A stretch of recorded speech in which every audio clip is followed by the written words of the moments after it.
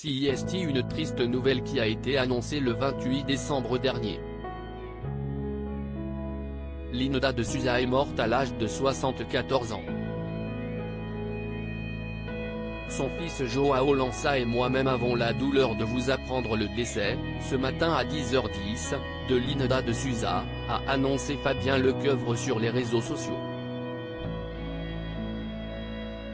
Les obsèques de la chanteuse vont se dérouler ce vendredi 6 janvier, à 14h30 en l'église Saint-Gervais-Saint-Protais de Gisors, 27.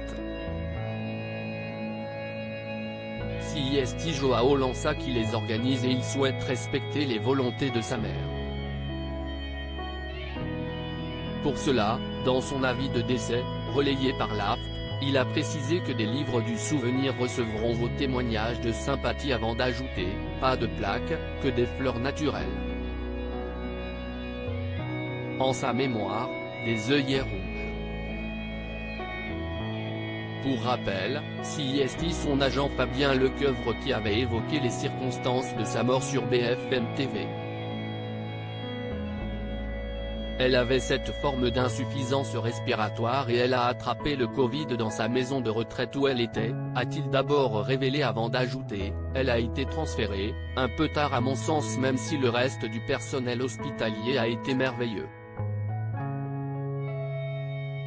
Le décès de Linoda de Souza a bouleversé ses fans et ils ont pu compter sur Fabien Lecoeuvre pour donner des précisions.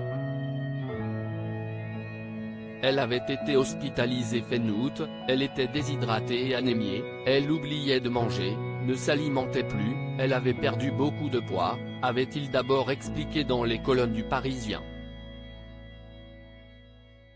Je l'ai vue samedi dernier. Elle allait bien, elle était dans une maison de convalescence depuis et se remettait doucement, avait-il poursuivi avant d'ajouter, elle n'avait fait qu'un seul vaccin.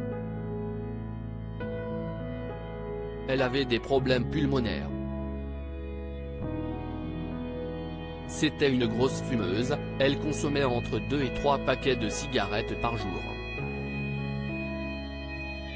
Suite à l'annonce de son décès, CIST sur l'antenne de BFM TV que l'agent avait évoqué ses problèmes de santé. Elle était malheureusement malade depuis quelques semaines, quelques mois.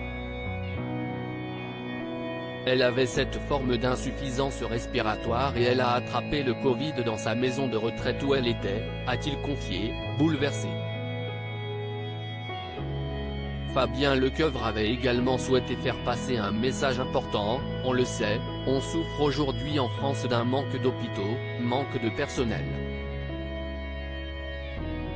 Tout le monde est touché aujourd'hui, quelle que soit la personne qui est fragilisée par une maladie. Son transfert ce matin a été fait à 8h et elle nous a quittés à 10h10, avait-il conclu.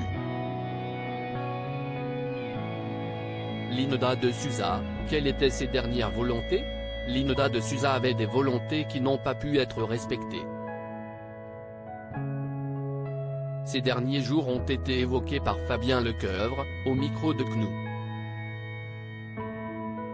Elle voulait s'en aller, avait-il d'abord révélé avant de préciser, elle m'avait demandé la semaine dernière de lui trouver un couvent, elle était devenue très religieuse, elle faisait ses prières pratiquement toutes les 2 heures.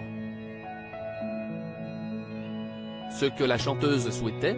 Être dans un couvent pour avoir une retraite religieuse et finir son existence comme ça, avait-il affirmé avant de déplorer, malheureusement, je n'ai pas eu le temps puisque la maladie a été plus forte.